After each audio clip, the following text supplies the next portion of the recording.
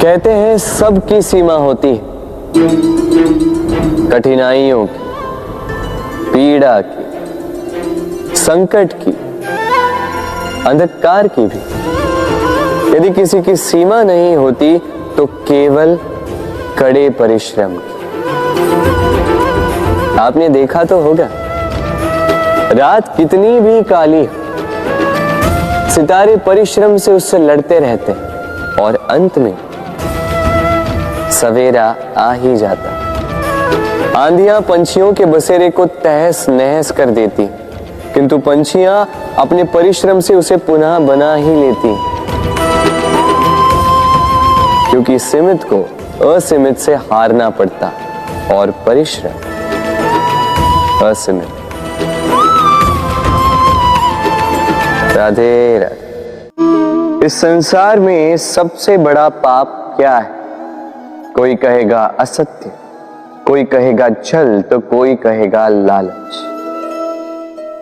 नहीं, संसार में सबसे बड़ा पाप है नारी का असम्मान, नारी का मान भंग करना। क्योंकि ये अपराध केवल नारी के शरीर को ही नहीं, उसके मन और उसके आत्मा पर भी प्रहार करती है।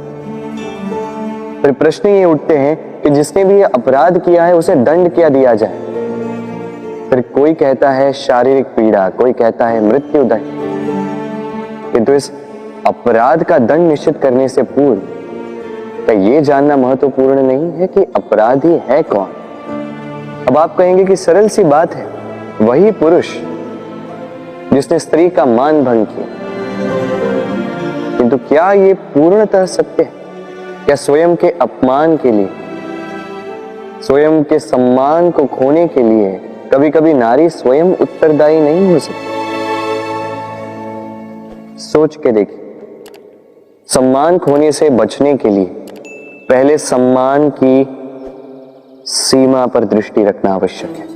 रावण सीता का हरण इसलिए कर पाया क्योंकि सीता ने भोलेपन के कारण रावण का उस सीमा को लांघना सरल कर दी।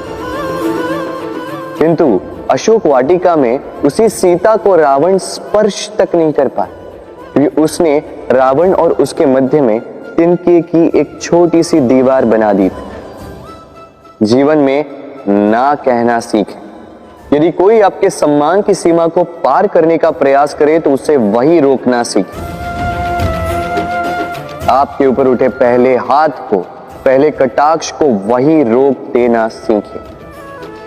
पर किसी पुरुष में साहस नहीं कि वो पुनः आपका अपमान करने का प्रयास भी कर सके, क्योंकि नारी जननी आराध्य है। तो स्वयं को निर्बल मानकर आप अपराधी ना बने। राधे राधे। प्रकृति ने हर जीव में एक भाव भरा है ताकि वो निश्चल ना रहे, कुछ न कुछ कर्म करता रहे, और वो भाव है भूख। संसार में हर जीव, हर पशु पक्षी प्राणी परिश्रम करता रहता है अपनी इस भूख को मिटाने के लिए। परंतु क्या अन्य जीवों की भांति मनुष्य की भूख भी पेट तक ही सीमित रहती? तन की भूख मिटाते मिटाते कब ये भूख मन और माया की तृष्णा में बदल जाती है पता ही नहीं चलता।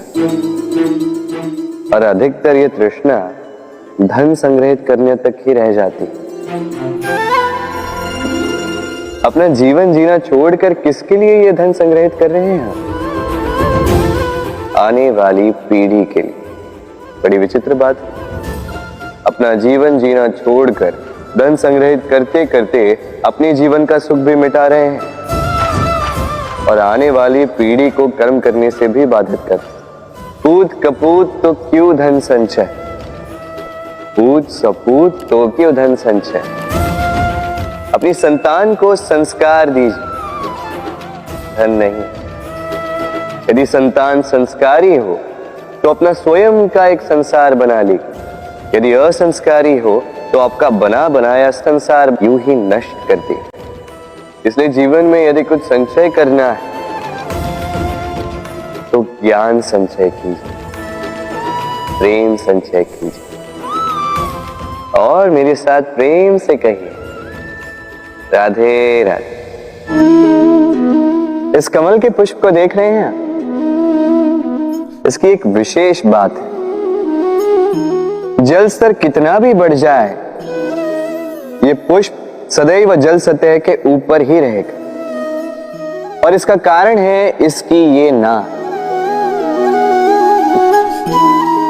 जैसे जैसे जल स्तर बढ़ता है वैसे वैसे ये नाल भी बढ़ती और इस पुष्प को जल सतह के ऊपर रखती।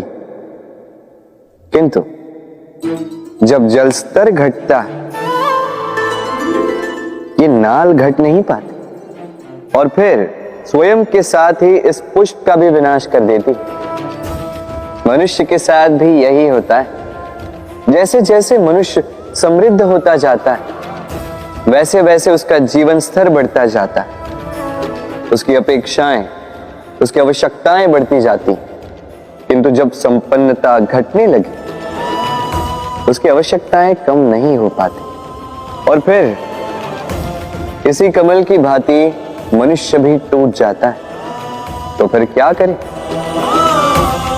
क्या किया जाए इस परिस्थिति में? जीवन स्तर बढ़ाना छोड़ दे? कदापि नहीं। किंतु जीवन स्तर बढ़ाने के साथ साथ ही अपनी आत्मशक्ति को सुदृढ़ करें।